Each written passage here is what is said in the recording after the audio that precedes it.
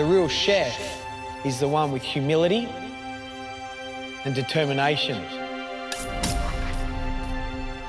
Every little step you're taking is one step closer to your dream.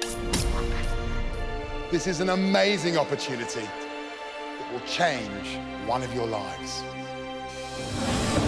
This is MasterChef Australia. This is a battle to become Australia's next MasterChef. The search began with 50 hopefuls.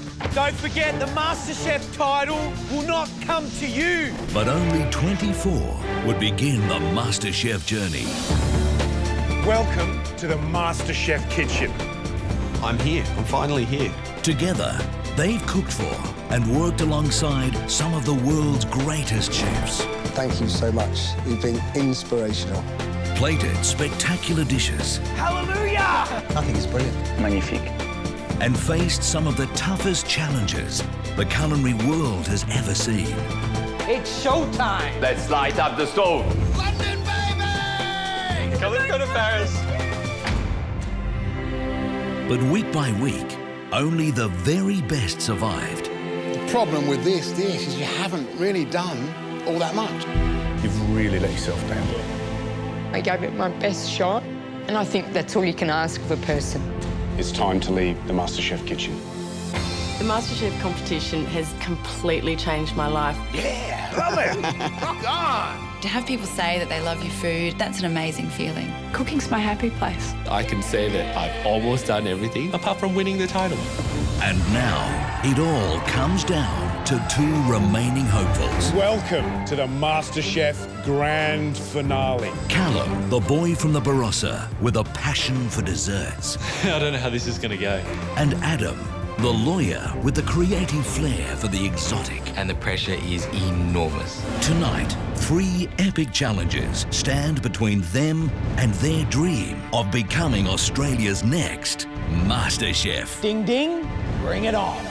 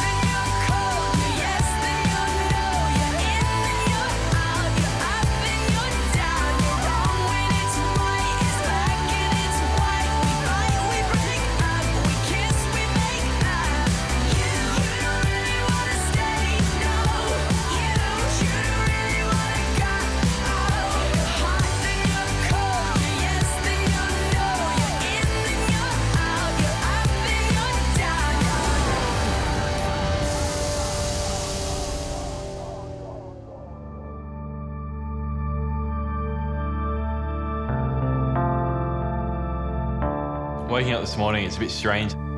Finals day, it's just me and Adam now. One of us is going to come out today as the next MasterChef. I never would have believed I got this far. But now I have, I really want to go on to win. Today is not going to be easy, that's for sure. We're going to have to draw on everything. Everything we've learned in the past, everything we've learned throughout this competition and try and put that into practice. I call home. I call Mum. Hey Mum, it's Callum, how you doing? Good, how are you? Yeah, really well. It's really nice to have that little bit of support going into today because I think we're going to need it. You nervous? Yeah, I'm really nervous, but I don't know, I kind of already feel like a winner. You've won already in my eyes. It's just amazing to have got what you've got. Thanks, Mum. I think I seriously started cooking more so after my dad passed away. He did a lot of the cooking when I was growing up. He was a really inventive cook and I got a lot of inspiration from him. In fact, the first challenge we had in the MasterChef kitchen was the childhood memory challenge, and I made peaches and cream as a tribute to my dad because it was his favourite dessert. I think a great way to remember someone is by their food, you know. I think he'd love it. I think he'd be so proud that I'm here. Before I came to MasterChef, I was studying engineering full-time at Adelaide University. I was also working part-time as a kitchen hand in a restaurant in the Barossa Valley. I was always a little bit jealous watching the chefs cook, and I'd always pester them for advice and asking them all these questions. And I think that interest has seen me right the way through this competition. Congratulations, mate. Come on. I've been the youngest person right from the start. I think it's got its advantages and disadvantages. I think the most obvious disadvantage is just inexperience. How would you feel if you go into elimination on the back of this one? I think you learn 10 times as much from your bad days as you do from your good days. Oh, come on, mate. Don't be upset with yourself, because the next step is you get to cook again.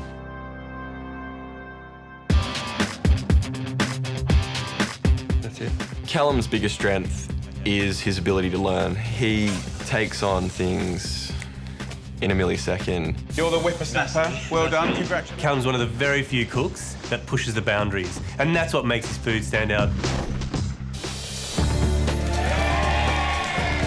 Competing against Philippa Sibley in the Celebrity Chef Challenge, she brought out this amazing dessert and it blew my mind. I loved making it. And ever since then, I've been reading up on desserts, practicing desserts in the house and making a lot more desserts in the competition. And it seems to be paying off for me. I think most of the best dishes I've done in this competition have been desserts. Callum! Okay, come and have a look. I know, they're looking good. The moment that definitely stands out for me for Callum is the afternoon tea in the Langham. I turned around at the end of the challenge and I saw his beautiful macaroons. Like, they were stunning. We knew he'd won the challenge, and I think it's a real defining moment for Callum. That there is absolutely brilliant. Well done. Beautiful dish. My privilege to taste it. Callum, that dal is absolutely fantastic. That is brilliant. My ultimate food dream is to own a restaurant in the Barossa Valley. The customers can go in and feel at home and have some of my rustic, modern Australian food. One step closer, my friend. One step closer. Callum has a 1 in 2 chance of being Australia's next MasterChef. Just blows me away, and he deserves it. I never thought I'd make it this far, but I'm absolutely over the moon. And I think whether or not I win the competition, I've got sort of my whole life ahead of me to do something with food now, and I'm really excited to get into the food industry and get cooking.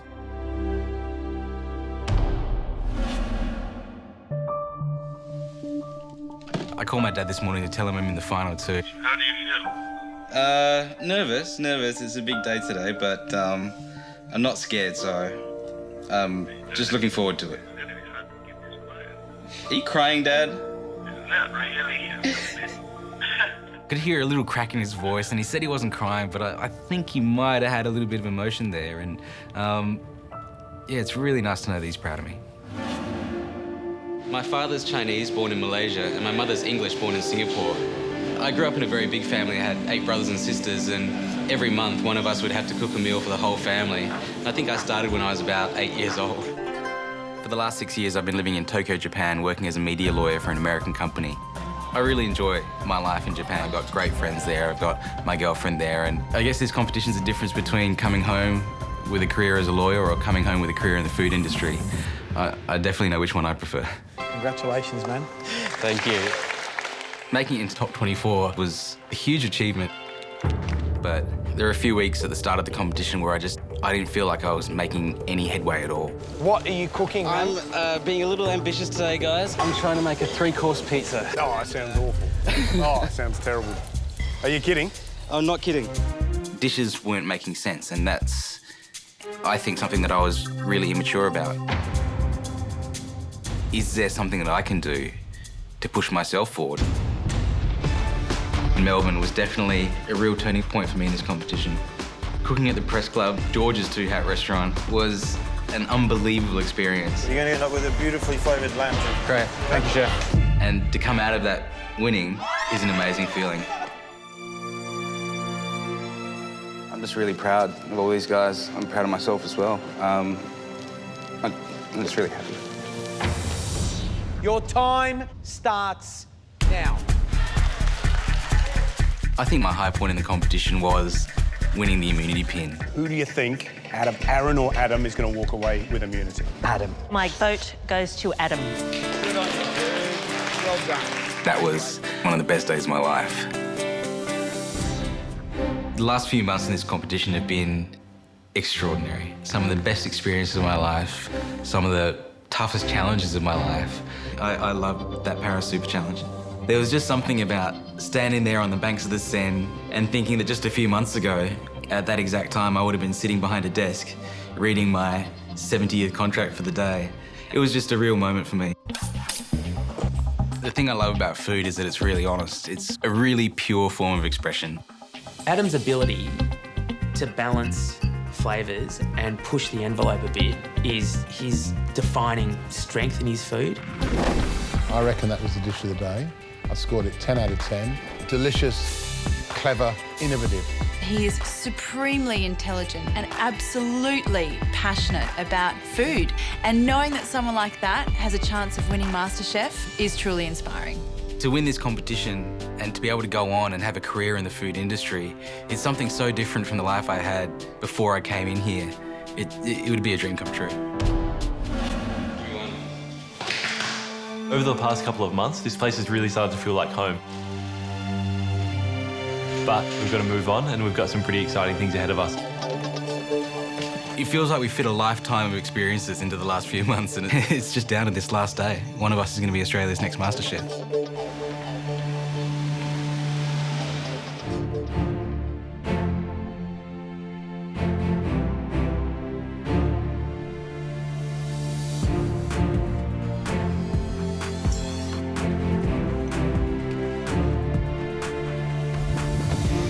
Right, mate. All the best.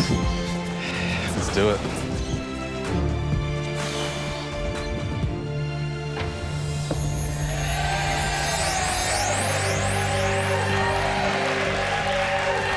Walking into the kitchen, that's when it hits me just how big today is. Seeing all the other contestants there, the judges applauding us, it's a pretty special feeling.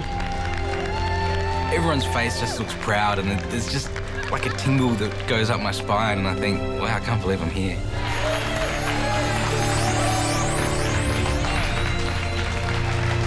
It's been a hell of a ride in this competition. People have grown, people have failed, and these guys have withstood the test of time, and it's great to see these two here. What a great day this is going to be.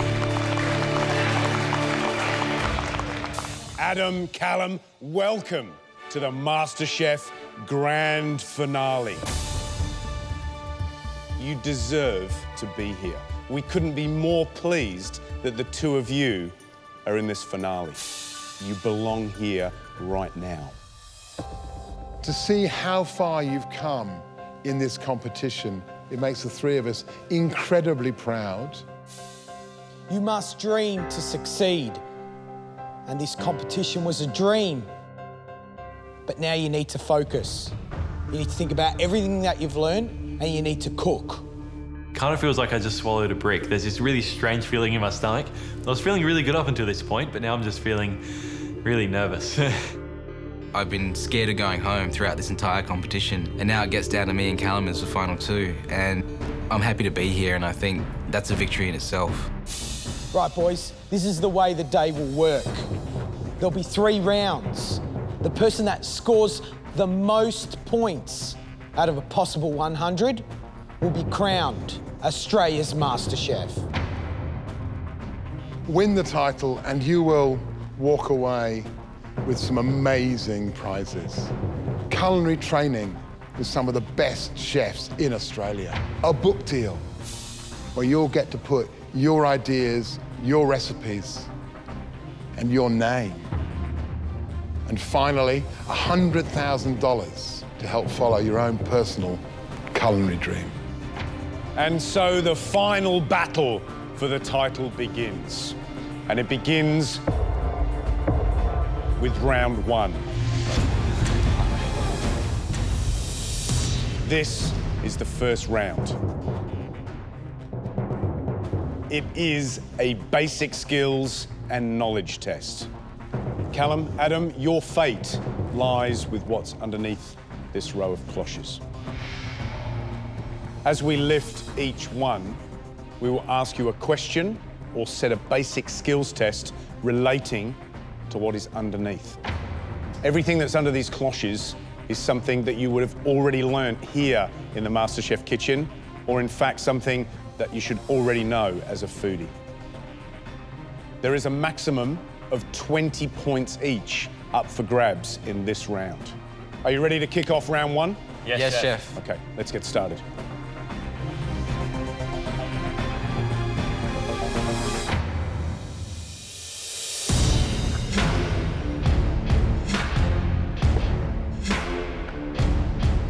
Right, boys, time to find out what's under the first cloche.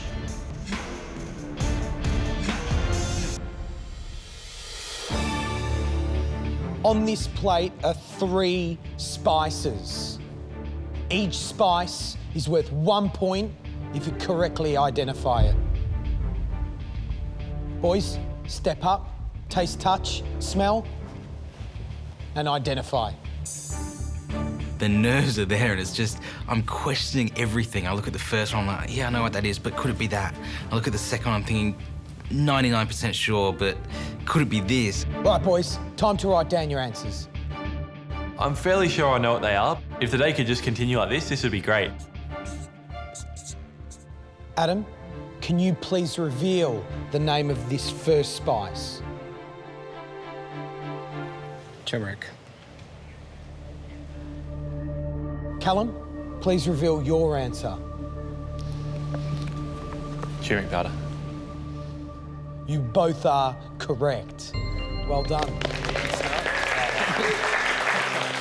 Adam, please name spice number 2. Fennel seed. Callum? Fennel seeds. You're both correct. It is fennel seeds. Right, the third and final spice. Adam? Sichuan pepper. Callum? Szechuan peppercorns.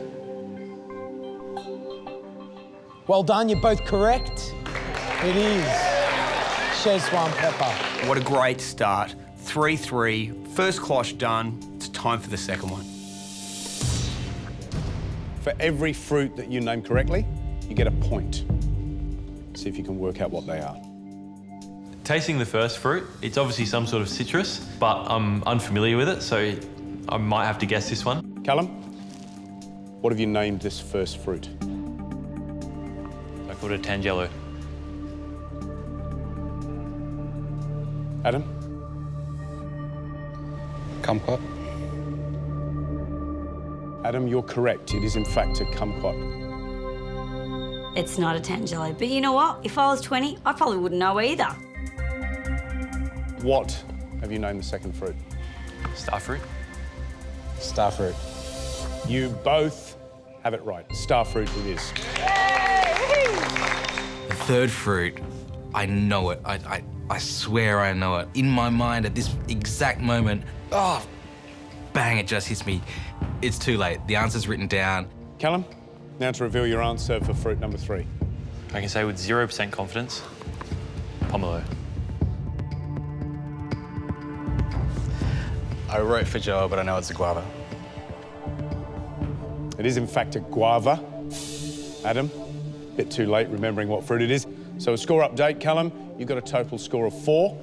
And Adam, you have a total score now of 5 points. Well done. This is exciting. Right, boys, time to go to cloche number 3.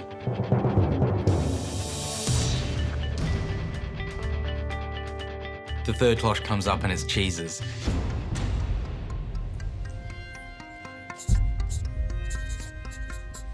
Callum, your answer for cheese number 1? Mozzarella. I wrote bocconcini. You see the size of this? This has got to do a lot with the answer.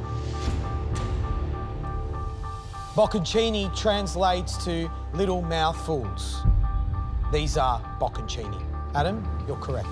Callum, sorry, buddy. Please reveal the name for cheese number 2. Parmesan. Parmesan. Well done, guys. You're both correct. It definitely is Parmesan. Right, time to name cheese number 3. Adam? Gruyere. I called it Gruyere as well. This cheese is Gruyere.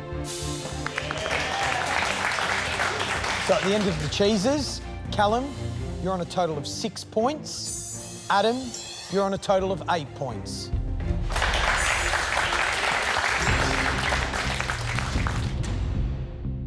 Name those 3 fish. Let's name this fish, the first one. Tuna. Tuna also. Well, you're both correct. Let's name fish number 2. Kingfish? I have kingfish also. Brilliant. You're both correct. It is, in fact, kingfish. Let's find out what the third fish is. I thought it might have been smoked eel. I've written eel. Brilliant. Well done. We'll accept both of those answers. It is, in fact, eel. I'm pretty happy I got all 3 right in the fish round because Adam knows a lot about fish as well, so I thought this might have been his round, so it's good to sort of stay on a level pegging with him. Under this cloche, sauces. These 3 sauces are essential in any good cook or chef's repertoire. You must know these ones. I just got to hope that they're sauces that I understand and that I know. I'm fairly confident about the first sauce.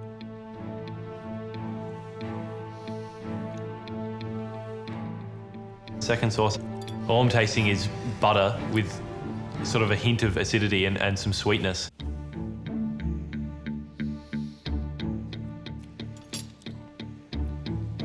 The third sauce is a really funny one. I've never tasted it before, so I'm just tasting for ingredients at this stage.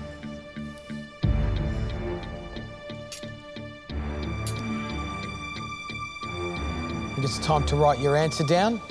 Good luck.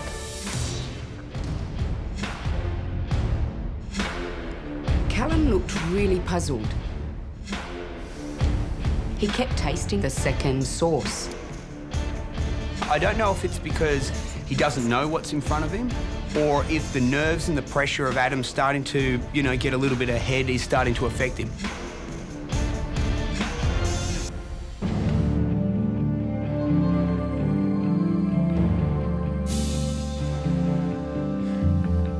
Concentrate, man. To see Cal starting to lose the plot a little bit, I'm really feeling nervous for him and hope he can pull it together.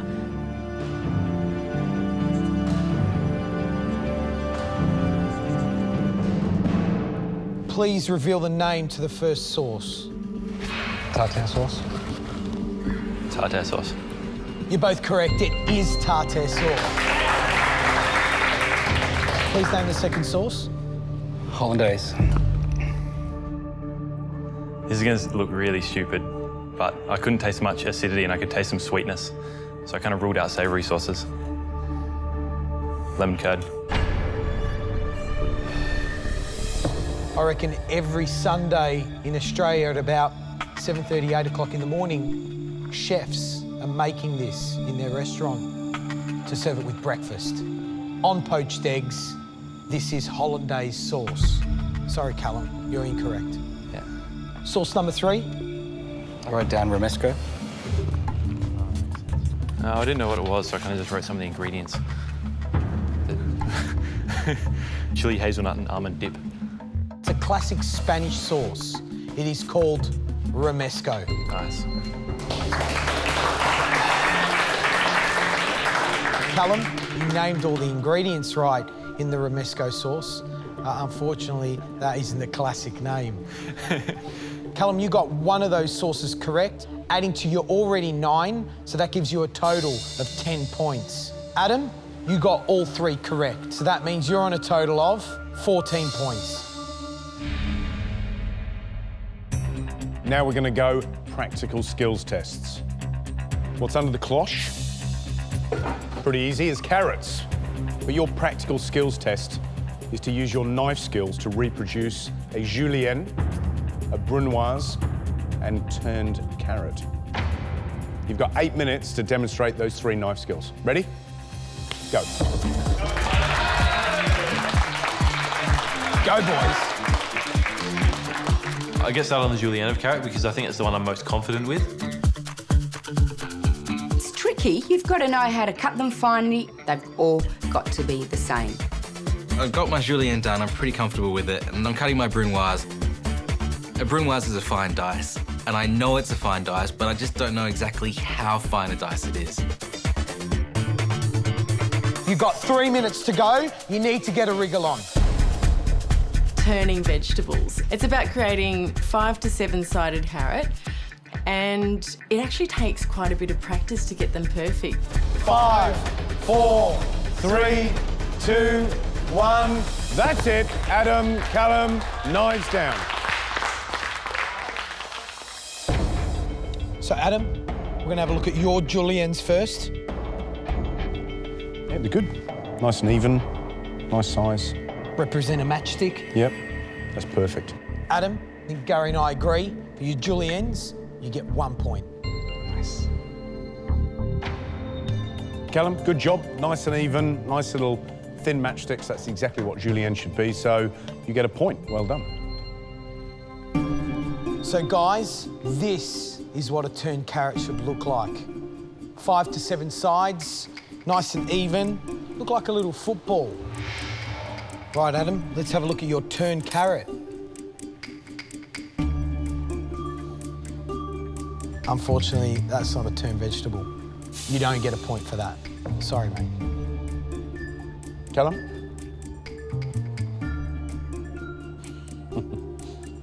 You tried. I'll give you that. But they're not a turned vegetable, so you don't get a point. Brimoise. Adam, let's have a look at yours. A brimoise is a millimetre by millimetre dice. Now, there's 5 different sizes here. Unfortunately, you don't get a point for brimoise. Right, Callum.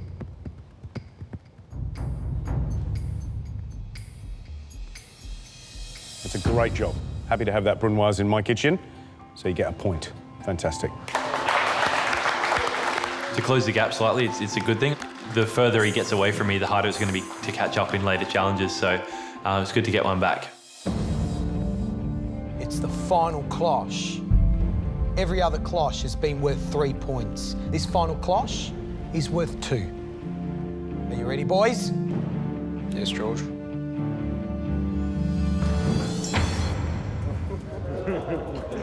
That's right, gentlemen. Eggs. You're going to get 6 minutes to produce a beautiful 3-egg omelette. It just wouldn't be basic skills without a challenge on eggs. Chefs are judged on how well they can make omelettes. Are you ready? Your 6 minutes starts now. Go, boys. Come on. My plan is to make 2. Hopefully the first one will be kind of like a test run, and then the second one will be the real one. Omelettes are a very basic mixture. It's just eggs with a little bit of liquid to soften them, and that's either water or milk. I've decided to use milk today just to give it a slight little bit of creaminess that hopefully the judges will find a little bit more tasty. I whisk in a little bit of cream. Once it's all combined, pour some oil and butter into a pan.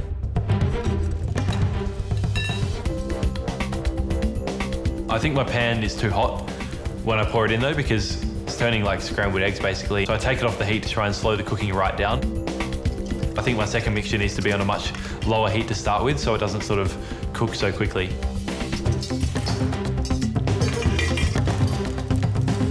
Come on, guys, give him some noise. Let's go, come on.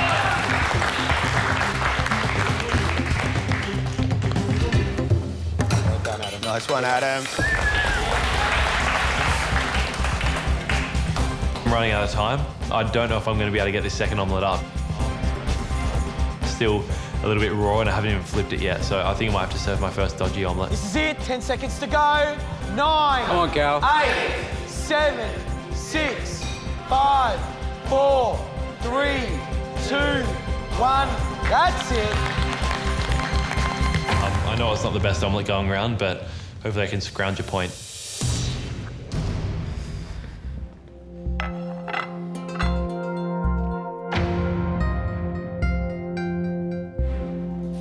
Let's have a look at Callum's omelette inside.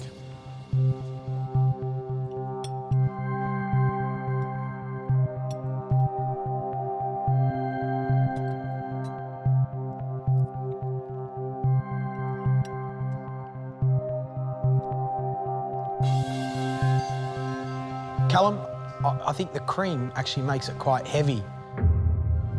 It's okay, it's cooked okay. It's got a nice brown tinge to it. It's nice and soft in the centre. But is it a perfect omelette? Not really. So we'll give you 1 point. Now, Adam, it's your turn.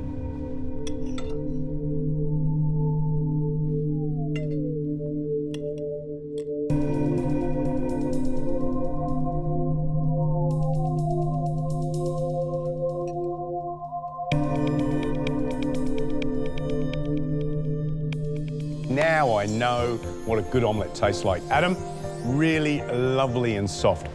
Perfectly seasoned. Mate, love it. Thanks, Gary. There's no doubt about it, you get the full 2 points. That means you now are in the lead at the end of round 1 with 17 points. Well done. Right, gentlemen, it's time to now step up to the plate to round 2. Ding, ding, bring it on. So, it's time for round 2. Before we crack on, we need to introduce a very special guest that will be joining us today on the judging panel. This man is one of our country's top chefs. He's an old friend of MasterChef. You first met him all the way back in the top 50 week. Please welcome to the MasterChef kitchen, Mr. Matt Moran.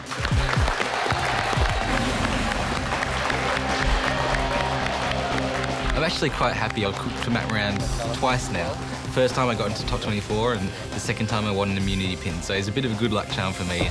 Matt, welcome back to the show. What do you feel about our 2 finalists? You know, I think they've both done a fantastic job. And I can't wait to see who's going to be the next MasterChef. So here we go into round 2. This is something that is familiar to you. It's the invention test.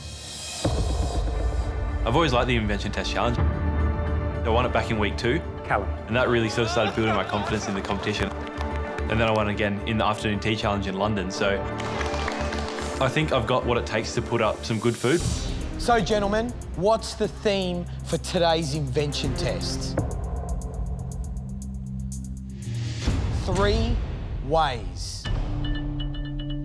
You'll be cooking a complete dish using 3 techniques from 1 core ingredient.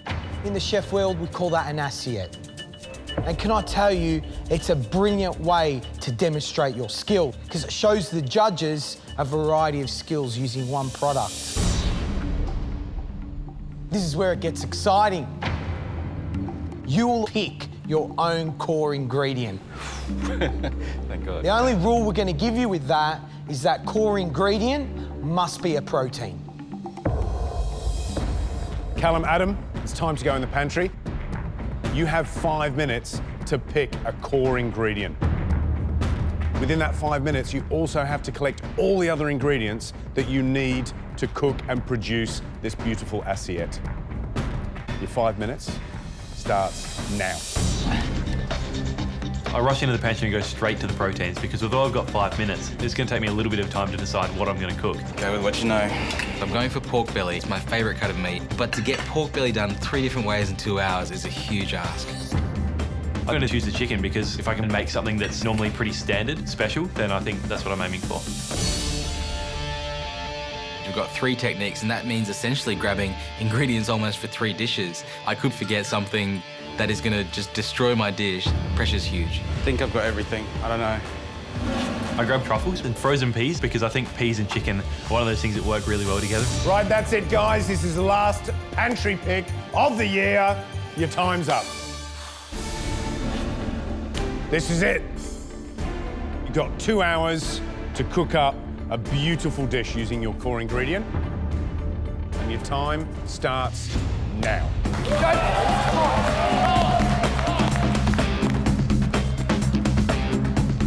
After round 1, I'm on 13 points, Adam's on 17. 4 points, it's not a massive difference, but you know, I really need to get it back this round. The challenge today is to cook my protein 3 ways. The first thing I'm going to do is prep the chicken wings because they need to confit for an hour and a half. Adam, you're normally quite calm in the kitchen. You look a bit frazzled today. It's the grand final, George. Fair enough. You picked a core ingredient of pork belly. Yeah. 3 ways. What are you going to do? The first technique is a technique called double steaming. So that's going to go on top of a pork belly bun. The next technique is confit. I'm doing a diced pork confit with a bit of scallop through it. And the third one is a loo roll chawanmushi. It's kind of a Chinese, Japanese fusion. I'm going to mince up the pork belly, put that into a simmering sauce, and I'm topping that with a steamed custard. But my biggest concern is you pick pork belly, which isn't the tenderest part of the pork, and everything that you've described is something that needs to be simmered and cooked. And simmered and cooked to a point that makes me question whether or not any of these things are going to be done on Time's Up. I'm using pressure cookers, so I'm pretty sure I can get it done, but I've really got to move.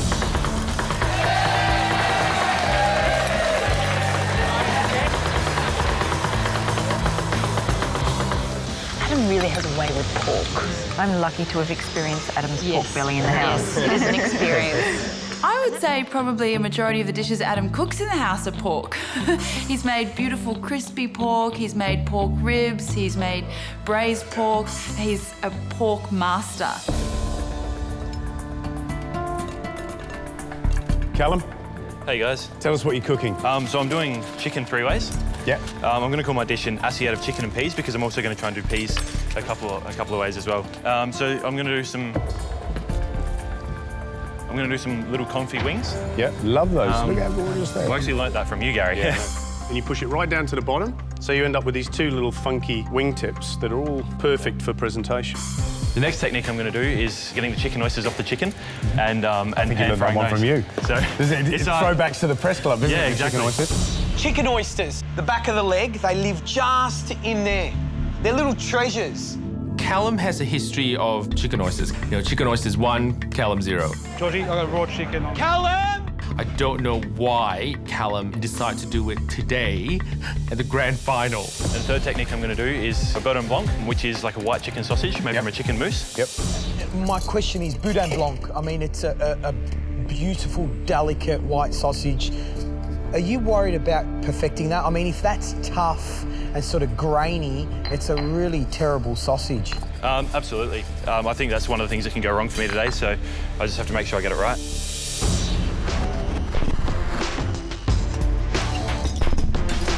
Thousands of people started out on this journey, and now the whole nation is behind you. You have 1 hour to go. Come on, guys. Come on. Come on. Go, boys.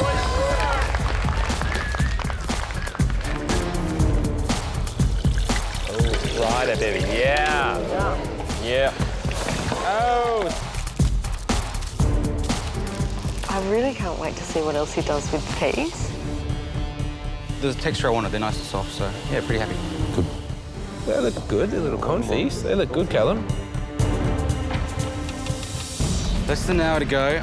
First lot of pork belly is in the pressure cooker. I've got my pork minced for my little steamed custard. My confit is cooking. I've got to roll out my buns, I've got to steam my buns. Yeah, there's still a lot to do. The real danger point for me in my dish is time. I've got so many different elements going on. I've got to keep organised and I've got to multitask. Looking good, Adam. Beautiful, Adam. Your food looks all right too. Thanks, guys. I'm feeling somewhat under control at this stage. Everything's sort of in motion, but nothing's finished yet. The thing with this dish, everything sort of has to come together at the last minute. It's time to start wrapping my boudin blanc. I think the mousse is a bit runny. That's way too runny. Callum's mousse for his boudin blanc, it seems to be quite watery and he can't sort of roll it. You can sense his growing frustration as he's standing there trying to roll this thing. It's kind of just like a bag of chicken. It's not sausage at all. I'm almost certainly going to have to start this again. Hopefully I still have time to get this done.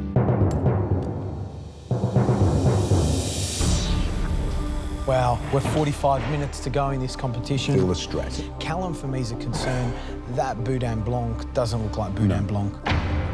It's that same old thing, you know, it's aspirations versus capabilities. They talk about these beautiful menus, and then you get a time limit, and you race against the clock, and it gets harder and harder. Adam, you know, he's got lots of different processes happening. He knows he needs time to plate up and make this dish look gorgeous, but the big unknown is what's happening inside that pressure cooker.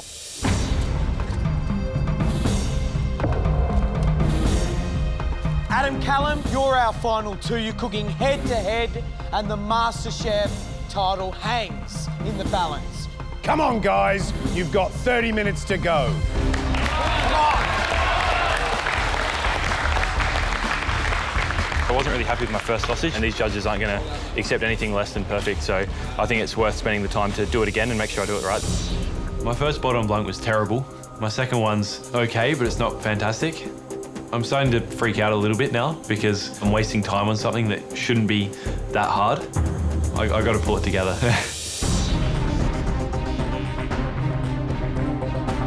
This is the mother of all invention tests. Pull out all the stops. You've got 15 minutes to go.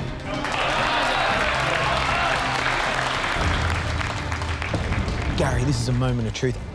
Adam is about to open the lid of this pressure cooker. Will that pork be cooked? Will it have blown up? Yep. Who knows what's going on? Pressure cooker lid's coming off, and we shall see. Oh, yeah. Nice work, Adam. That's a big relief. The pork not being cooked was probably the biggest thing that was going to go wrong. Pork's come out really nice and tender. It's got exactly the texture I'm looking for. And now all I need to do is work out how to plate this dish. There's a lot of different things that need to go onto this plate, and the pressure is enormous. I get the Cordon Blanc out of the water. There's a lot riding on this. If it's not right, one of my techniques is gone. It's not a two-ways challenge, it's a three-ways challenge. It looks okay. It's probably not the finest Cordon Blanc that's ever been made, but I think when it's all with the scallops and other elements of the dish, I think it'll be quite tasty. With 5 minutes to go, there's 3 things that we're looking for on your plate. Technique, taste, but above all, something that comes from your hearts, lots of love. Come on, guys, let's go. Come on. With 5 minutes to go, I start plating up my dish. This is by far the earliest I've ever started plating. Cornelling the mousse. Beautiful, Cal. Oh, nice quenelle. It's beautiful. Ooh. 1 minute to go, boys. Come on, this is it. Right now, this is when it counts. Guys, come on. Big 10 seconds. 9, 8, 7, 6, 5, 4, 3, 2, 1. That's it! Well done, guys!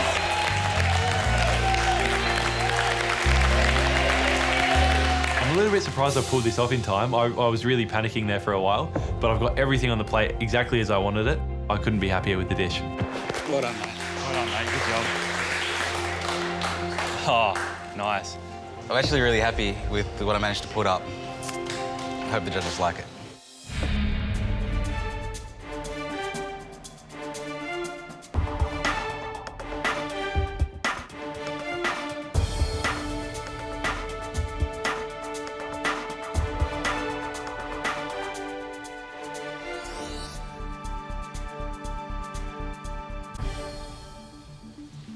Adam, fantastic looking dish. Tell us what it is and what are the 3 techniques you've shown us today.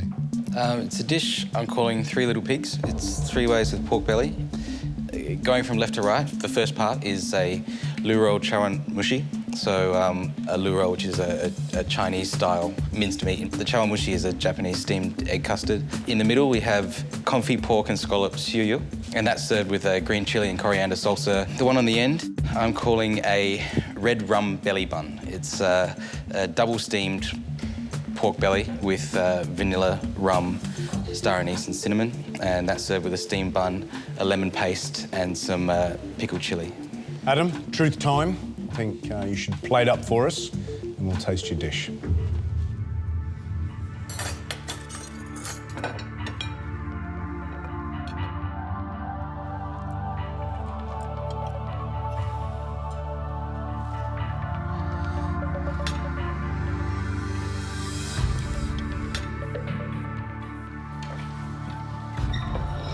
Thank you.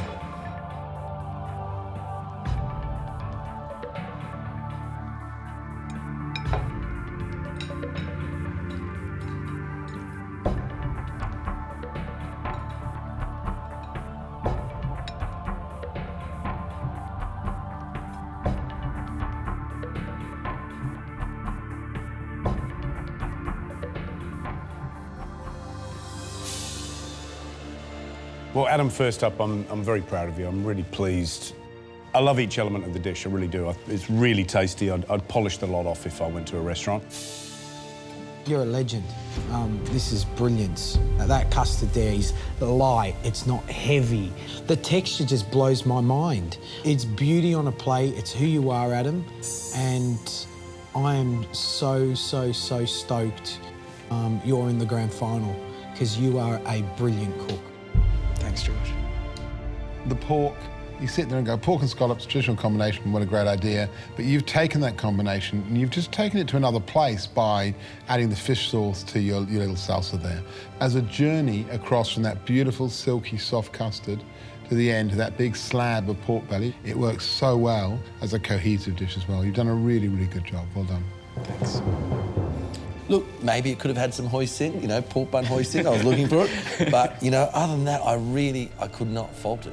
If I ate that in a fine dining restaurant, you know, I'd be really happy. But I'd also be talking about it for a long time because it really knocked me out, you know.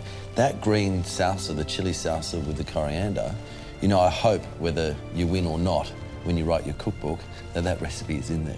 You know, I take my hat off to you, buddy, because you are a serious cook. Thanks, man. I was not expecting this kind of feedback from the judges. It's more than I ever could have expected, and they're probably some of the biggest compliments I've ever gotten in my life, and it's coming from my food, which is extra special. Well, we've tasted Adam's beautiful dish. Let's score it out of 10.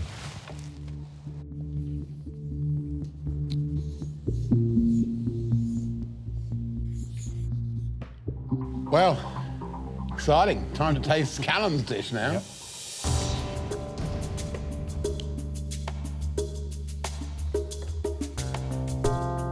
It's my turn to take my dish in. I'm feeling really happy with the dish I've cooked. You know, I feel quite proud of the dish.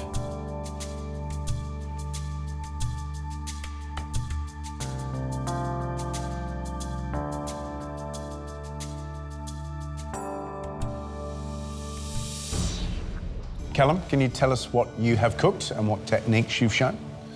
This is my chicken and pea assiette, confit, which is the chicken wings, sautéing or pan frying of the chicken oysters, and making a chicken mousse for the Bourdon Blanc.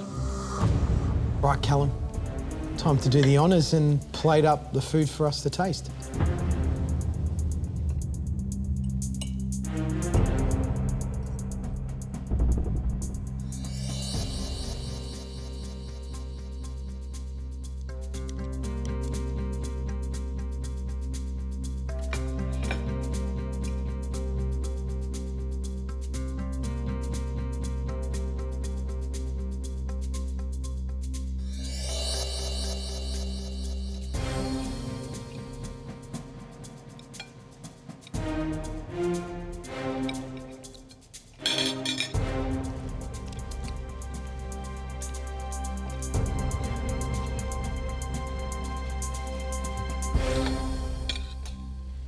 The sauce section of any, you know, classic kitchen is the section that the most senior chef de party's at, the most senior sous chef is working at. That sauce there is worthy to be in any good saucier section because that sauce is lickable. It's liquid gold. It's delicious, it's beautiful, and it's brilliant. Well done, mate. Thanks, Josh. So proud of you. Yep, look, I'm really impressed, really impressed, and I really love that. You've put together a lot of things that you've learned, you know, in masterclass or on the show, or from other chefs that have been on the show, and watching you plate up was an absolute thrill, and you did an absolutely cracking job, and I love every element of that dish. Thanks, Gary. All the chicken is cooked absolutely beautifully. I think what's the most exciting thing about this dish is you have taken two of the most prosaic ingredients in the Australian kitchen, a chook and some peas. And you've created, from those two very simple, ordinary ingredients, a dish of pride, and a dish that says who you are, and a dish that's shown us how far you've come in this competition. Callum, it's the little things that make a perfect dish. And I have to say, you know, you look at that bone, you know, there's no chicken left on it, but it's perfectly cut on one end. You know, you haven't left any gristle or anything on it. It's perfectly done. The quenelles, you know, perfectly quenelled. You know, I tend to forget that you're only 20. You know, if someone put that in front of me and said a 20-year-old had cooked it, you know, I'd be really, really surprised. You know, the only thing that I could say, you know, you took black truffle out of the pantry. Geez, I wish it was on top of it. Yeah, me too. And that's the only thing I can really fault with that dish. Other than that, it was absolutely perfect. Thanks, Well mate. done, buddy. The judges' comments were fantastic, and I hope I've done enough to forge some sort of comeback. Wow, one of the most thrilling tastings I've ever been part of, and I'm sure I speak for you guys as well. All that's left is to judge Callum's dish, shall we?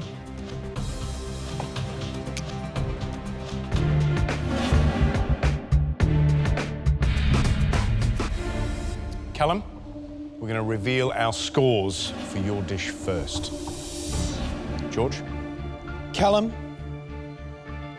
I scored your dish a 9 out of 10.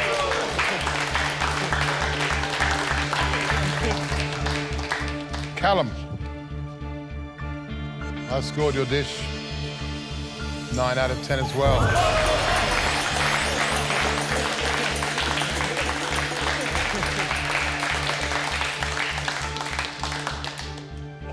Callum, I scored your dish 9 out of 10.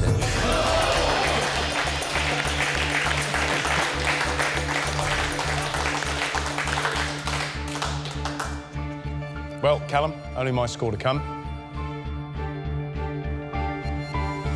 But I scored your dish 9 out of 10. Straight 9s, I couldn't be happy with those scores. They're exactly the sort of scores I need to have any chance of becoming the next MasterChef. Callum, that dish had beautiful balance. It had beautiful seasoning. You know, the pea puree was perfectly seasoned. The sauce was absolutely to die for. Well done. Congratulations. Thanks, Matt. Well, Callum, you've now got 49 points. Congratulations. Adam, are you worried now? I'm really happy for Cal, but if that doesn't make you nervous, nothing will. You need 32 points to equal Callum's score. That'll be round 8s from everybody. Can you do that? Hope so. George? I scored your dish a 9 out of 10.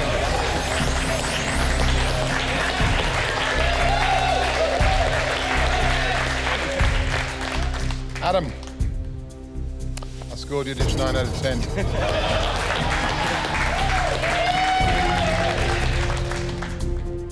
Adam, I scored your dish 9 out of 10.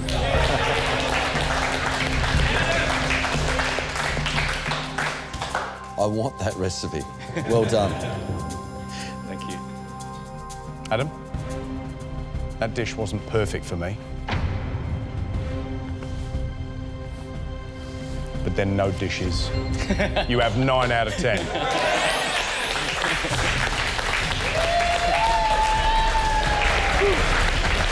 Callum, you're on 49 points. Adam, you're on 53 points. Callum and I have got the same scores for round 2, and that means I keep my 4-point advantage, which is nice to have, but it's certainly not guaranteed me the title yet. Adam, Callum, this is your grand finale. It's all come down to this. Round 3.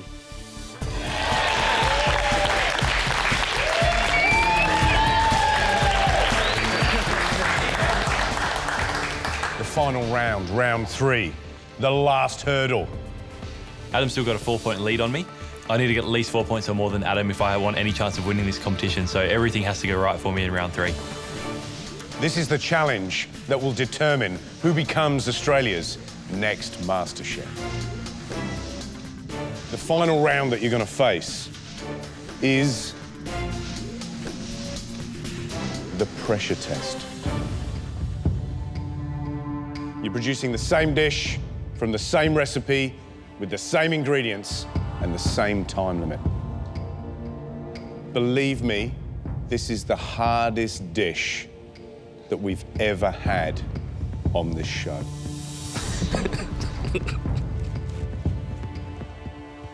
The dish you're going to cook is a masterpiece. This is a three-hat wonder. This is a dish that is trickier than a box of magicians. Please welcome to the MasterChef kitchen, carrying the dish that stands between you and the MasterChef title,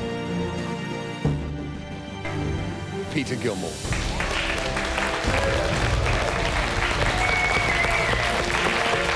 Pete Gilmore enters the kitchen. He's arguably Australia's best chef. He's got Australia's highest ranked restaurant in the world. I think Peter's going to bring us in a doozy. I'm Peter Gilmore. I'm the executive chef here at Key Restaurant. Perfect. The key to a good dish is a real balance. It's got to look beautiful because people eat with their eyes. It's got to taste fantastic. There's got to be a harmony of flavours. This pressure test won't be easy. The key to it is organisation and concentration.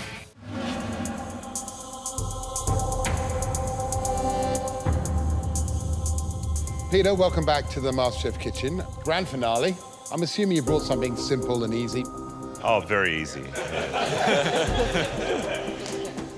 So when we're talking about easy, on a scale of 1 to 10, how hard is this dish? I would say 10. If he thinks it's tough, I'm pretty sure I'm going to think it's impossible. Right, Peter, it's the moment of truth. It is. Please reveal the dish to our contestants. Guys, your grand finale dish is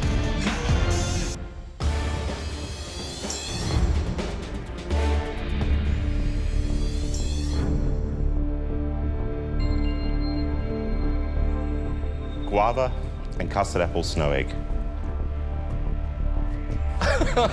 Guava. This is one of my signature desserts, and the first layer at the very bottom, you have a guava full, which is guava puree made with a vanilla custard and folded together. The next layer is a guava granita.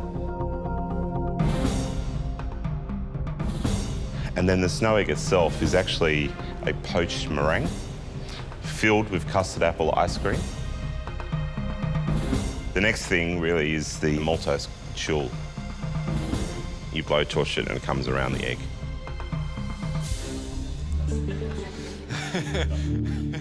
Right, boys, step up. You want to taste this dessert.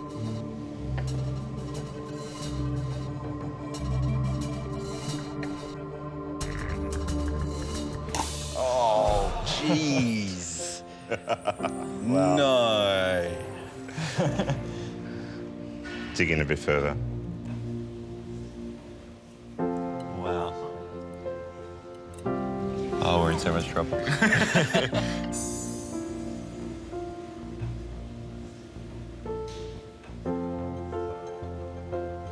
Wow.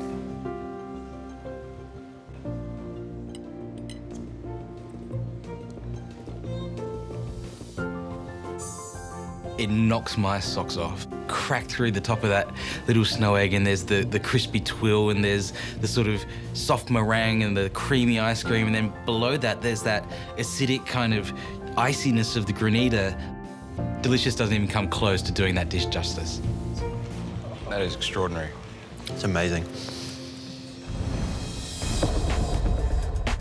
Callum, coming into round 3 is a slight underdog, not by much. What's going through your mind? Obviously, the place to be right now would be in the lead, but I don't think being behind is so bad. I sort of feel like I can throw everything at this challenge and I've got nothing to lose, so I think I'm in a really good mindset. I think in some ways it's actually hard being in the lead because now it's sort of Adam's to lose. I'm somewhat relieved that it's a dessert, I think because I'm quite familiar with a few of the techniques that probably go into this dish, and so hopefully I can get a few extra points. Adam, Callum, you've got 3 hours and 20 minutes to prepare Peter Gilmore's beautiful snow egg. The 4 of us will be tasting your food. So you have to prepare 4 of these snow eggs for Matt Preston, Matt Moran, George Columbaris, and myself. After we've tasted your dish, we will score it out of 10 points. That means there's a maximum of 40 points up for grabs for each of you. At the end of this third and final round, your total score will be tallied, and the person with the highest score will win the title of MasterChef Australia. It comes down to this dish.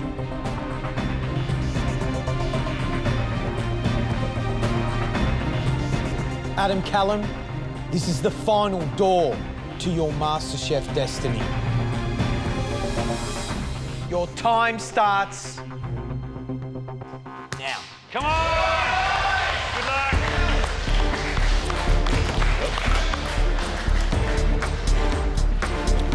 The first thing I'm going to do is make the custard apple ice cream, because if I don't get it in the freezer and set hard enough by the end of the time, when I go to boil it, it's going to be too soft and not go inside the meringues properly. So it's really important I get it done first. The ice cream mix is made up of a sabayon, some cream, and also some custard apple juice.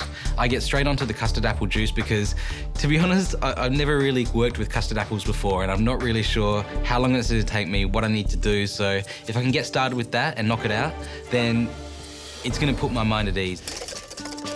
What are you doing there, Callum? Just finishing off my sabayon. Yep. Looks nice. Really creamy. Absolutely gorgeous. Doing a good job so far. You're 4 points down. You feeling like you can take this one out? Yes. Good Go stuff. for it, mate. Go, big boy, go, come on. Callum's obviously, you know, that much further ahead. The guy's on fire. Callum, it's like watching a typewriter go. He's so fast. When he gets it right, he gets it right. There's a reason why these guys are in the final, because they really are the best two cooks in this competition. Adam? Hey, guys. Doing a good job there. Now, look, you've got a 4-point advantage over Callum. You feeling that advantage, or is that feeling gone? I'm happy to have it. I think with a challenge like this, with Callum being so good at desserts, Yeah. I'm really going to need that advantage. Yeah. You go for it. Good luck, man.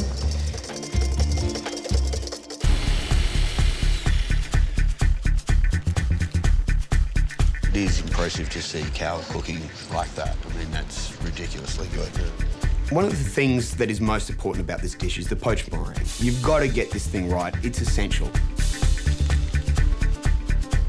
Watching Callum do it, I mean, he is a machine. It's like he was born with a piping bag in his hand. It's an extension of what he is. Bang, bang, bang. And he does it so very, very well. There's two elements of this dish that use guava. There's the guava puree and the guava granita. So I'm actually prepping all of the guava at one time.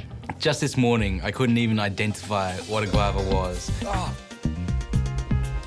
And now I'm cooking the most complex dish in MasterChef history using guavas. Dreams are like stars. If you follow them, they will lead you to your destiny. Winning MasterChef is your destiny. You have 2 hours to go.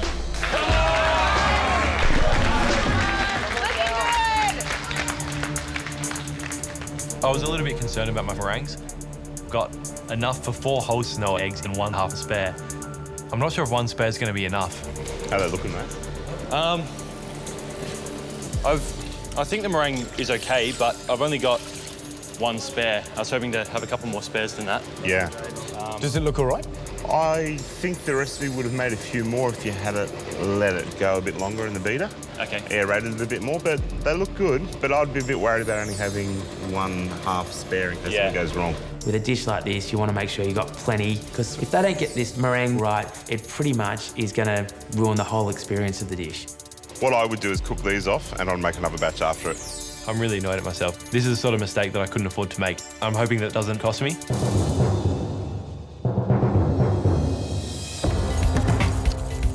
Round 3 is the pressure test. We need to reproduce Peter Gilmore's custard apple and guava snow egg. I've learned a lot about myself in this competition, and the thing that I've learned is I work best when I'm calm. If I'm scattered and I'm running around, maybe I'll get the job done, but it won't be right. I've got to keep myself calm, I've got to work at my own pace. Come on, Adam, get the egg whites on. Just get them beating while you're doing other stuff.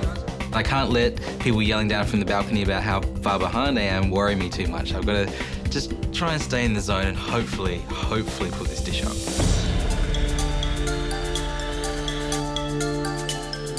At this stage, I'm in front of Adam, but because I had to make another batch of meringues, he's catching up. This is a bit of a hare and tortoise race. Callum has jumped out of the gates, he's gone surging ahead, and he looks like he's in a really strong position, but the meringues may be his undoing.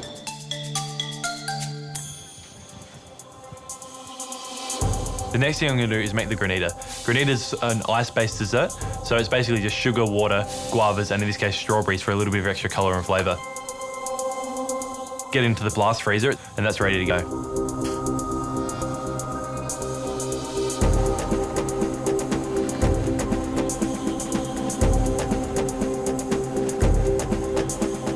I'm just about to start making my guava puree. I've got the ice cream done, the custard's in the fridge, the granita's just going into the blast freezer, meringue's in the oven. So I'm onto the puree now. There's the custard and cream part and the guava puree part. They're going to get lightly folded together right at the end just before serving. It's going to have sort of a ripple effect at the bottom of the glass. Oh, I'm just hoping that it gets a nice smooth puree because you don't want any lumps or anything in your, in the full at the bottom. So I'm just hoping it works out okay.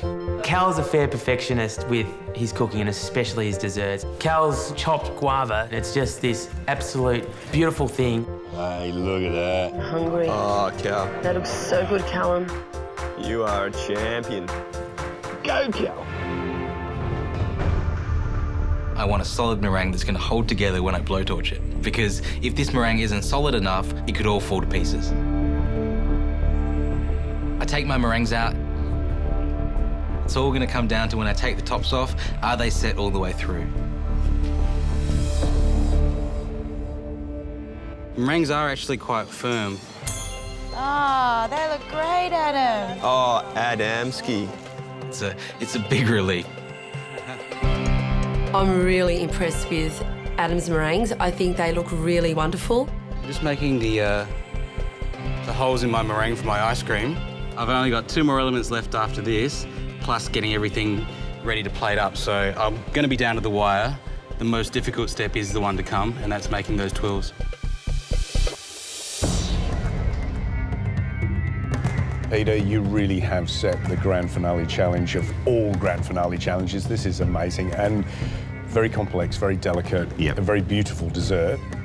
I think these two boys are going to be able to do it, but not without a struggle. Yeah, look, I'm actually very impressed with how they're going. You know, they're both really good and they're really on track at the moment. What are the danger points still? What can go wrong? I think they're going to run into trouble when they get to the maltose chalk. That's the thing that wraps around the egg and gives you that crisp crunch. Getting the thickness right, getting the caramelisation right, so it actually does fold and works. Who do you think is doing the best? They're both neck and neck. I need to make those maltose chills, probably the most crucial part of this dish. I'm pouring my praline powder out onto the drum sieve. I need to pass it onto a template, which is on a tray. I'll then lift the template off, and there'll be 2 circles of praline powder ready to go. The idea is that the powder will melt together in the oven and form sort of like a toffee-like disc, which is nice and thin, and hopefully when I'm blowtorching it later on around the egg, it will sort of fold around it. Adam, Callum, I want you two to take a minute. Why? Because this is the last hour you'll ever get to cook here in the MasterChef kitchen. One of you will be crowned the next MasterChef. Come on!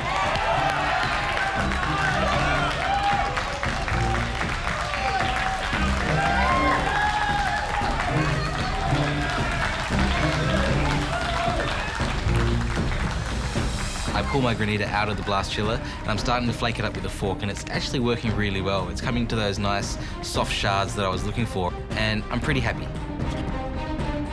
That's the one. I take the granita out of the blast freezer. It's been in there for over half an hour. It's pretty rock solid. It's so cold that even when I'm scraping it really hard, I'm only getting tiny little crystals. Yeah, it's quite hard.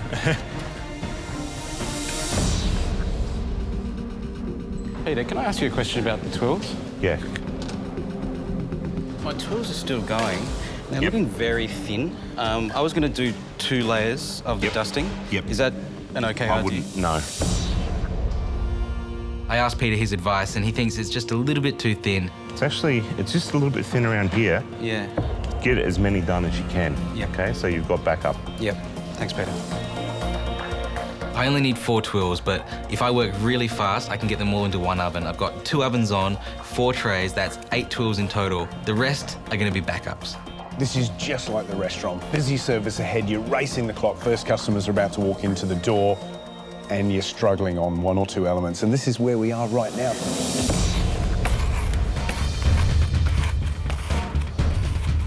The granita's been sitting out for a little while now, so I stick my fork in, I go to drag it towards myself. Oh no. Half my granita's just gone on the floor. I think a small part of me just died. Crucial granita moment. How's that going? Yeah, struggling a little bit. I'd had it too hard to start with, and when I was letting it get soft, I then stuck the fork in, went to drag it, and lost half of it on the floor. Ooh. Right. So I apologise if there's not enough granita in the glass. You can't afford to waste any more though, can you? No, absolutely not. Tricky. There's not enough time to make another one. I just have to hope that with what I've got left, I can make enough granita. The excitement's building, the butterflies are in my tummy, let alone yours. You've got 15 minutes to go. You need to pump it up. Come on.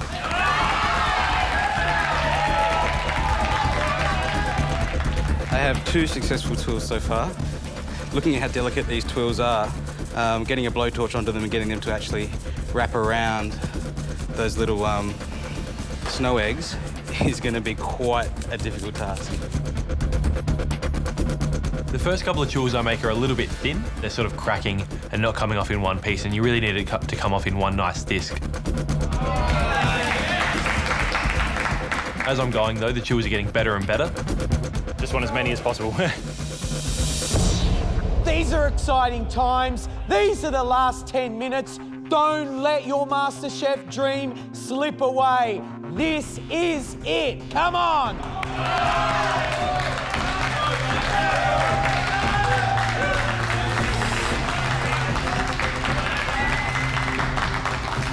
This is the moment that I've been dreading all day. I think this is probably going to be the hardest part. Everything I've worked for the last 3.5 months, every chance of me being the next MasterChef rides on me plating up these desserts like I've never plated before. Nice. Beautiful, Adam.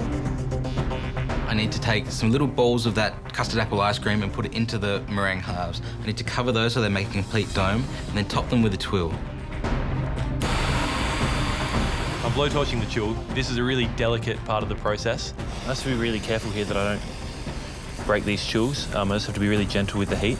Kind of just try and work on one side first.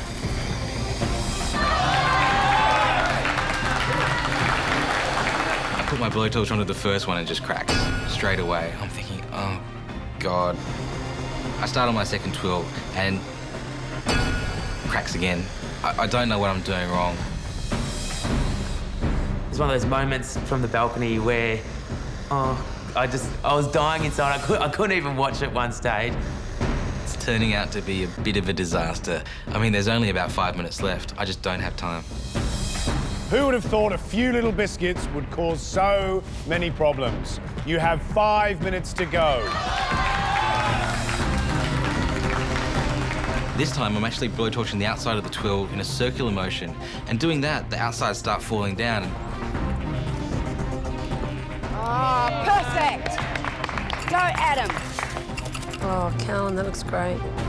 It is blow for blow. I mean, it is like watching a prize fight. It's bare knuckle boxing, and you know what? Neither of them are standing down. I'm really nervous about lowering the eggs into the glasses. I'm using 2 teaspoons and sort of shaking and trying to slowly get it in because there's no other way to do it. I can feel the energy in this room lifting. You have 10 seconds. Come on, guys. 9, 8, 7, 6, 5, 4, 3, 2, 1. That's it, guys. Well done.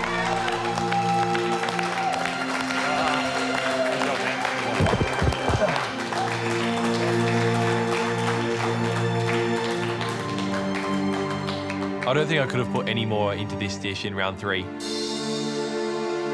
I'm actually really going to miss the MasterChef competition. I've done the most amazing things since I've been here. I've met the most amazing people, and I love this competition. I know I've done my best, and If that's enough to win, then I deserve to win. All that's left to do now is find out who will be Australia's MasterChef.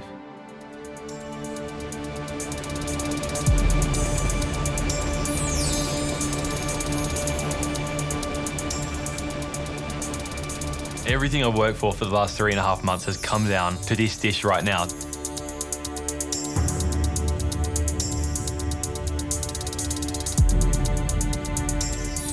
Callum, do you think you've done enough to claw back those 4 points from Adam? I didn't really think about that too much during the challenge. There was one point when I looked over and I saw I was ahead of Adam and I thought, this might, I'm doing okay so far if I can keep going like this. But then I lost half my granita on the floor and I sort of set myself back a little bit in time.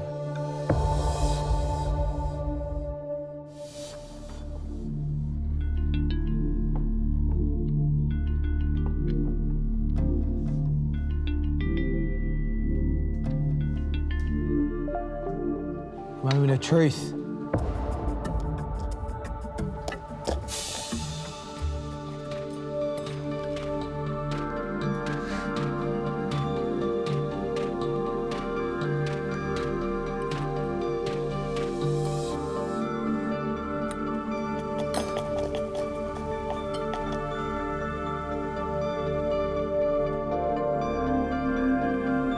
That is an amazing dessert. You crack that snow egg, you pop it into your mouth, and it's just light as a feather. An amazing dessert. Amazing.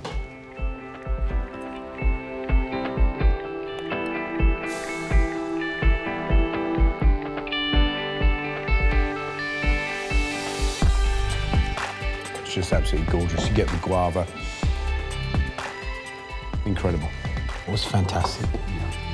When you give someone a recipe, you expect them to ideally make it a little bit better than the original. What I love about this is you've made it much fresher. You've reduced the amount of cream in the fool underneath, so you get more of a hit of the guava. And as for that meringue, there's only one meringue better than that, and that's Matt meringue. What do you think? Callum, look, I've eaten Peter's dessert and I love it, and it's one of the best, you'll ever see. But for me, that didn't seem to have the sweetness of Peter's, which I actually prefer. The guava flavour comes through a lot more. It's amazing. It really is amazing. Tell me what your dad would have said to you today, standing here. I know he would have been proud of me. He worked in a winery for 25 years and hated his job, and then him and my mum opened up a cooking store together, actually. And he got into doing something that he actually liked. And one of the things he said to me was, don't do a job that you hate, do something that you love and you actually enjoy, because what's the point of hating your work, Yeah, he'd be really proud of me, I think. Good stuff, man. You do us proud. Well done. Thanks, guys. I've put everything I can into this dish. I feel like I've invested everything of me into this competition.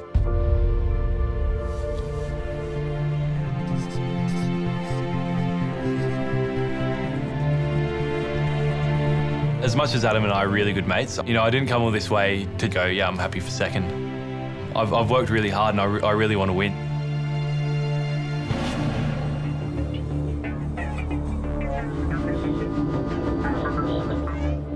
I'm always nervous when I take the food into the judges, but this time I know that there is something not quite perfect about my 12s. I'm really nervous, really nervous.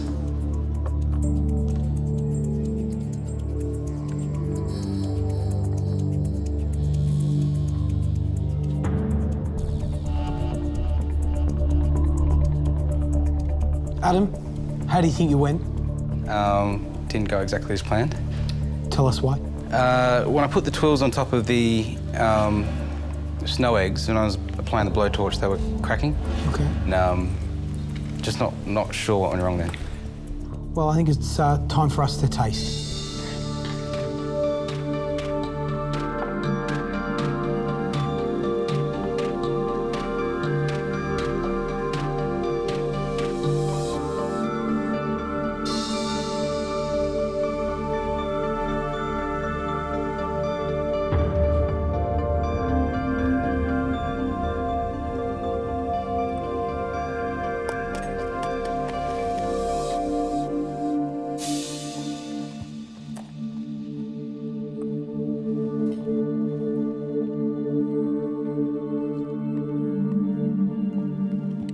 You nervous, Adam?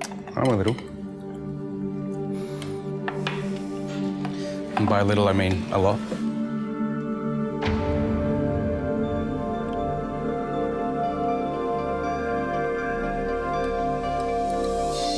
What makes this dish is the textures as you plunge your spoon through. The first crack of that tweel, and as your spoon sort of disappears into this nothingness, which is the meringue. That's the first test. What I love is you've managed to get that real lightness in the meringue, and then you've got a wonderful fineness in that maltose cracknel that you put over the top. And well, you stood there, you heard. It's all about that sound. When you hear that crack like that, you know you've done a good job. For me, that's a nigh perfect copy of Peter Gilmore's dish, and you've done his recipe proud. Well done. Thanks, man. I did have the one that had cracked a little bit on the top, but I really could not fault the flavour of the dish. It was really spectacular. Well done. Thanks, mate. You didn't get the cracknel perfect around all of them. But my gosh, you got the flavour right. And that's what represents a good dish. You're standing here with a 50-50 chance of winning this thing, with 4 points up on the board. How much are you hoping that this is going to fall your way? I don't know if it surprises you or not, but I don't actually win a lot in my life. There's a lot of second places. How badly?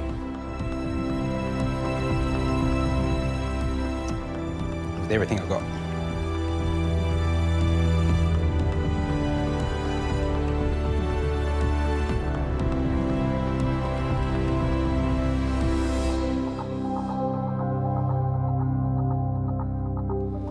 Adam, we've got to score your dish. Thank you very much indeed for 4 great dishes.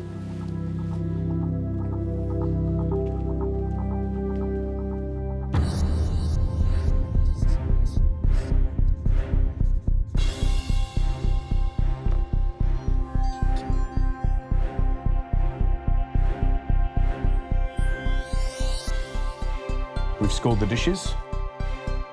Now it's time to go and reveal the results and let everybody know who has become Australia's next MasterChef.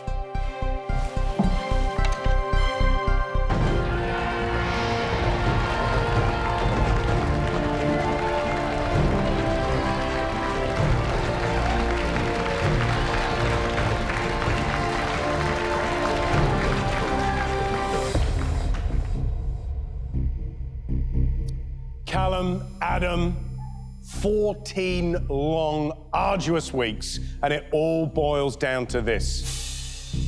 In a few short moments, we will reveal the scores for this round. For one of you, this is a life-changing moment. But before we reveal the final results, there's a few very special guests, the chefs that have shared your journey through this competition. Awesome.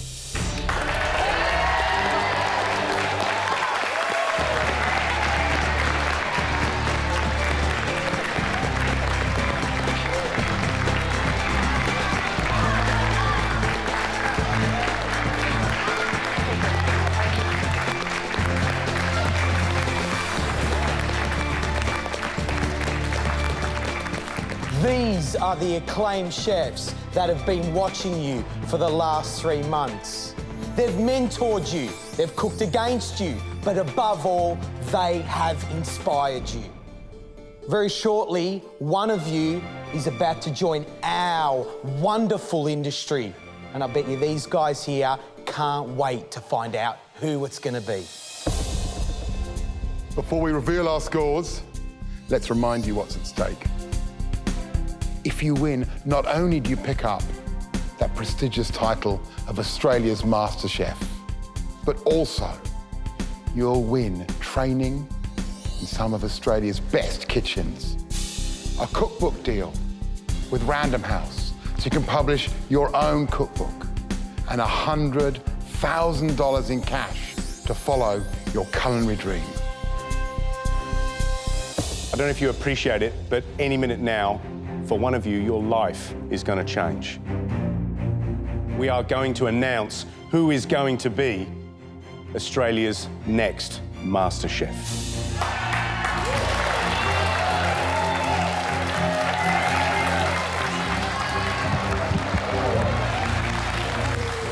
Callum, has it sunk in? How do you feel? I was feeling okay until everyone joined us, and now the pressure's on. I'm freaking out a bit now. It feels real. Fantastic. Adam, how do you feel? Shaking in your boots? I don't know how to describe how nervous I am right now. It's ridiculous. I've never been this nervous in my life, but at the same time, I've had an amazing day today. We've had fun in the kitchen. We've worked really hard, and I'm really proud of both of us. Fabulous sentiments. Well, let's remind you of the scores at the end of round 2. Callum, you're on 49 points, and Adam, you're on 53 points. That means you have a 4-point lead over Callum. The burning question is, Callum, you being the king of desserts, have you done enough to close the gap, or better still, overtake your competitor? We are about to find out. Callum, we'll start with your scores. Matt Moran, how did you score the snow egg? Callum, I scored your snow egg 9 out of 10.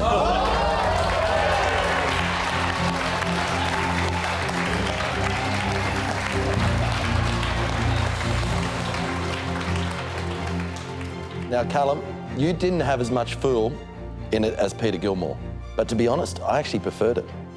And your granita, full of flavour, and your egg was perfect. Well done. Thank you.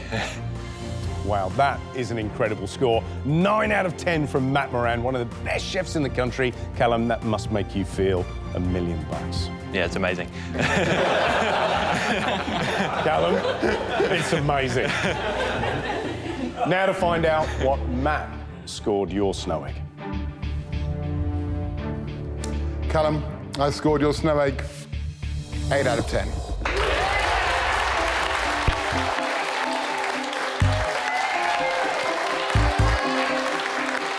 Let's find out what George scored your dish. George? Callum, I scored your dish 8 out of 10.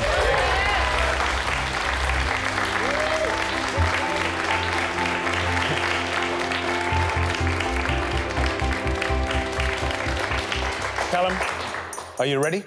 Yeah. I scored your snow egg 8 out of 10.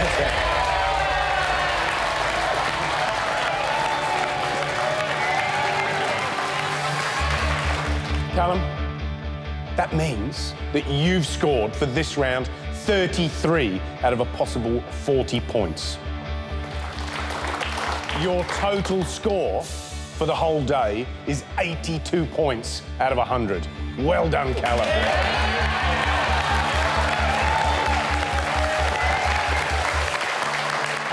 Adam? Oh, I knew you were going to come to me now. Come on, tell us how you feel. I tried to describe how nervous I was just a few minutes ago, and now it's probably about 3 times that. Adam, even I'm nervous. At the end of round 2, you're at 53 points. That means you need to score 30 points to clinch this title. Have you done enough? You had a few problems towards the end. We know that maltose biscuit, that tuile, wasn't quite as good as you'd hoped for. And Matt got the worst one. Let's find out what your scores are. Matt Moran, what did you score Adam's snow egg? Adam, I scored your snow egg 9 out of 10.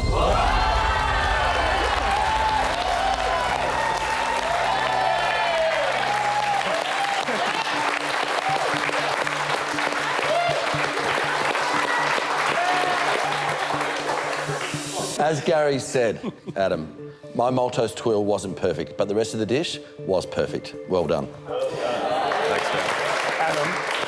That is a fabulous first score. You're feeling better, the nerves calming? Really? You think so? Oh, I don't know. I'm actually hoping someone can bring me a chair. I'm struggling a little bit here. OK, well, let's put you out of your misery for the second score. Let's find out what Matt scored your snow egg. Matt?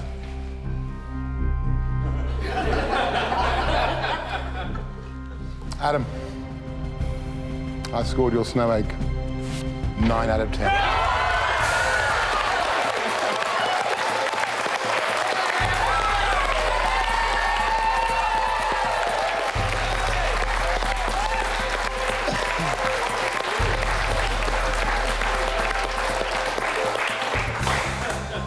Adam, today you downed your dessert demons. That tulle was thin and crisp, the meringue was lighter, and that fall was absolutely perfect and ideally creamy.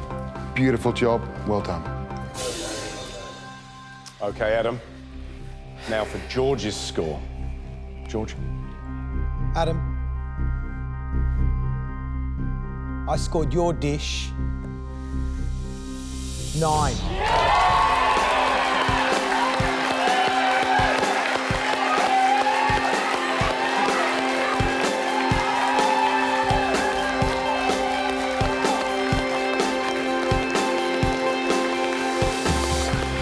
Adam, incredible. You're sitting at 80 points so far. That means to win this competition, you need 3 points to clinch it. You're in trouble, mate.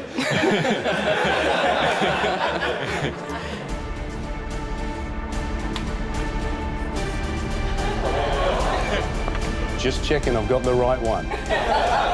Did I like it? I loved it!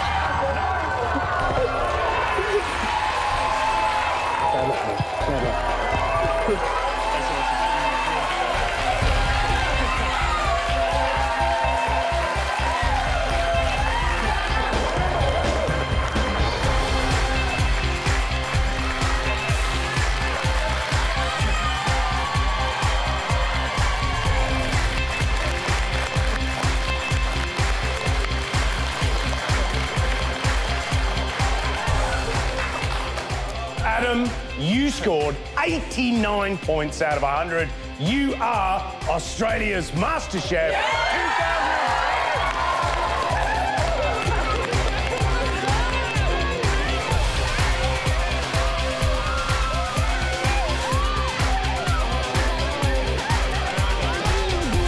Guys, it's not over yet, please.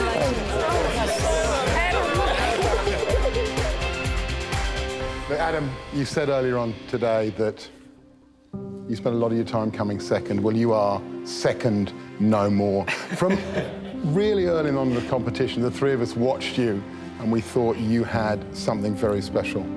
What you have, which very few people have, is a vision about food and a real, really highly skilled intellectual pursuit of food. The food you put on the plate tastes delicious, but it's also got heart, it's got soul, and it's got mind behind it. That is really rare. That intellect will make you very unique in this industry. We're so delighted, we're so excited that you are the MasterChef for 2010. Well done.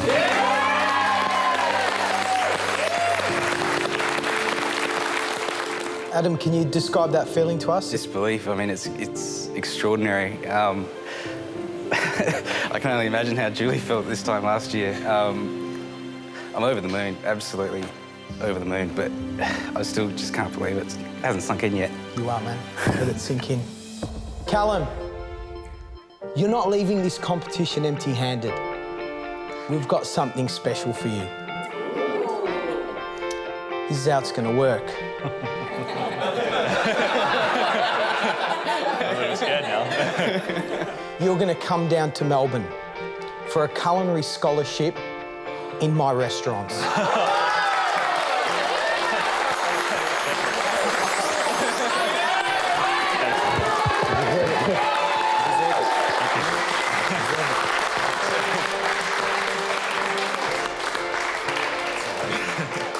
You're going to spend 3 months with my restaurants, including the press club. We're going to pay you a wage. We're even going to give you $10,000 to cover all your expenses while you're there.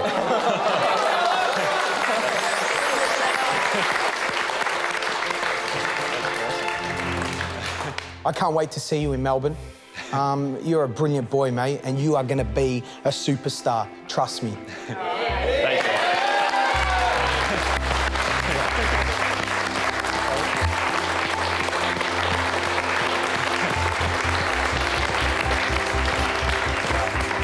That's a really, really generous offer. Thank you, George.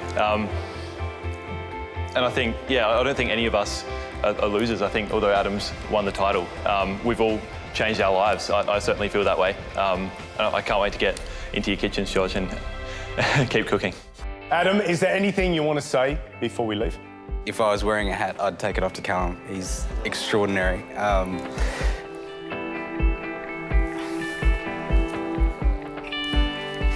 Yeah, not just in terms of how he cooks, but...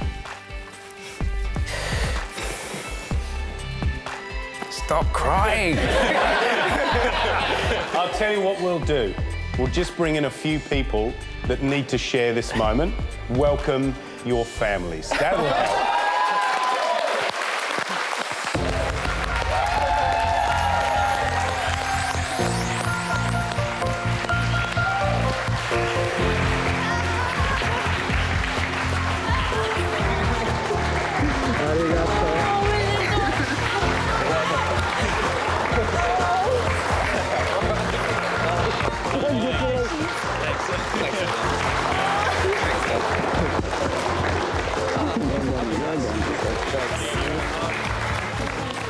Now, Lynn, you're Adam's father. How do you feel about Adam taking this prize out?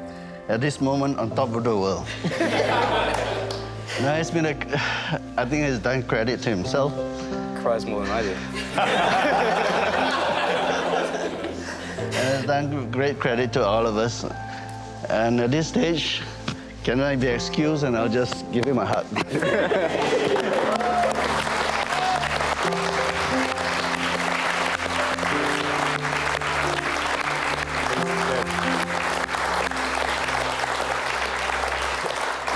Now, Deb, Callum's your son. Tell us what's going through your mind right now. Oh, I'm absolutely stoked. He's one in my eyes as well. They're great guys, and I'm just so proud. He's done me proud.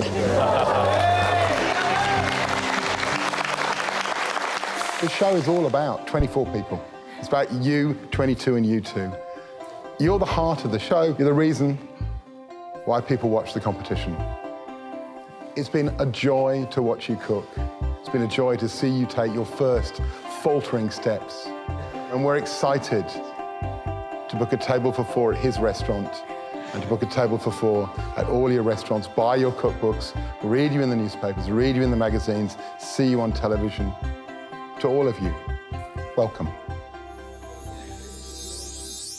Adam, we said from the beginning that MasterChef could change your life. And for you, that is all about to happen.